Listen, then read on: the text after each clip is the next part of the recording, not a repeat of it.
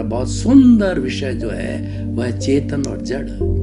भाई और बहनों, ये पूरा ब्रह्मांड, ये पूरी सृष्टि, ये पूरा जगत, ये पूरा कॉस्मॉस, ये पूरी दुनिया और ये पूरा वर्ल्ड, ये जो बना है वो मात्र 2 तत्वों से बना है। इसके अंदर तीसरा तत्व कोई नहीं है। एक जड़ तत्व है और चेतन तत्व है।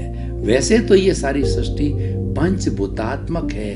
पृथ्वी, जल, अग्नि, वायु, आकाश, 5 भूतों से ये कुदरत बनी हुई है। लेकिन उसको भी समअप करें, उसको और शॉर्ट करें तो 2 तत्व मिलते हैं, एक जड़ और चेतन। इन दोनों तत्वों को अगर आपने जान लिया तो आपका जीवन धन्य हो गया और फिर कुछ जानना शेष नहीं रहा। क्योंकि हमारा जीवन है, ये जड़ और चेतन जो है 2 ध्रुवों से मिलकर के बना हुआ है। हमारा ये शरीर जो है वर और जड़ और चेतन दोनों से मिला हुआ है।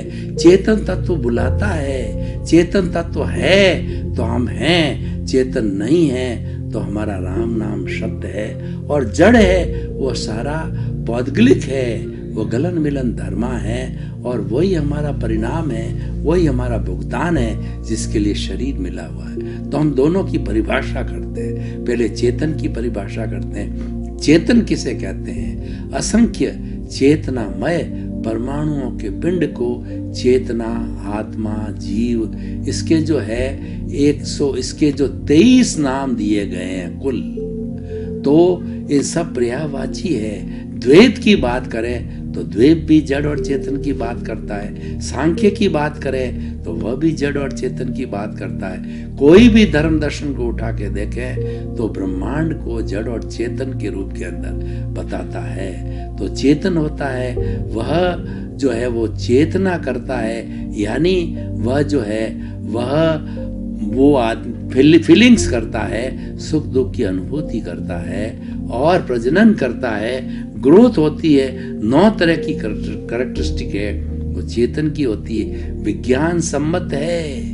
विज्ञान भी कहता है कॉन्शियसनेस के अंदर वही सारी बातें हैं जो कि दर्शन बताता है, जो कि अध्यात्म बताता है। वही 9 कैरेक्टरिस्टिक को उन्होंने कॉन्शियसनेस माना है। यानी कॉन्शियसनेस और आत्मा एक ही चीज है। वो आत्मा कहे ना कहे, भाव एक ही है, दोनों का अर्थ एक ही है। तो हम जो बात कर रहे हैं ये विज्ञान सम्मत है, इसीलिए इसका नाम आत्मविज्ञान है, इसी के नाम इसका दृष्टि विज्ञान है। क्योंकि हम वैज्ञानिक युग में जी रहे हैं। आज प्राइवेटाइजेशन, लिबरलाइजेशन, ग्लोबलाइजेशन का युग है।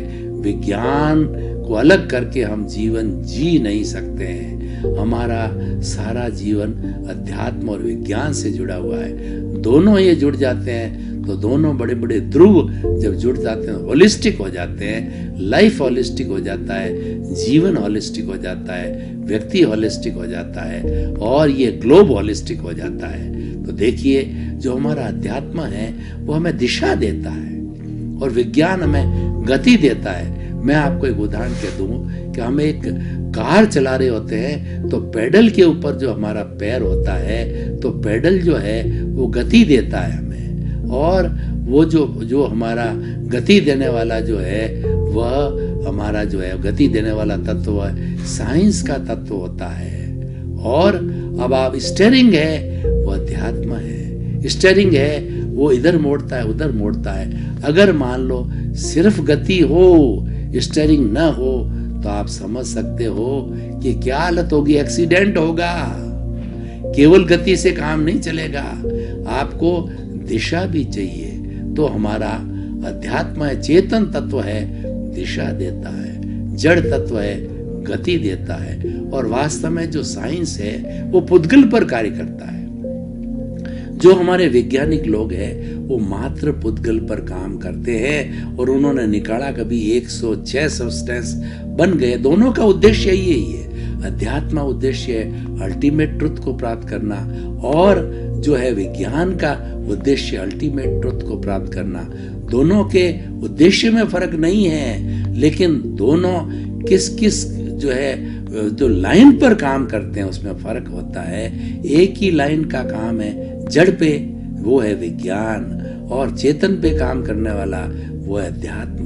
जो आध्यात्मिक व्यक्ति होता है अपने शरीर को जो है वो लेबोरेटरी बनाता है और चेतन तत्व की भजना करता है, चेतन तत्व को उद्घाटित करके और भीतर से जो है वो चेतन से जुड़े हुए अवधि ज्ञान, मनोप्रव ज्ञान और केवल ज्ञान की प्राप्ति करके और वह संसार का भगवान बनता है।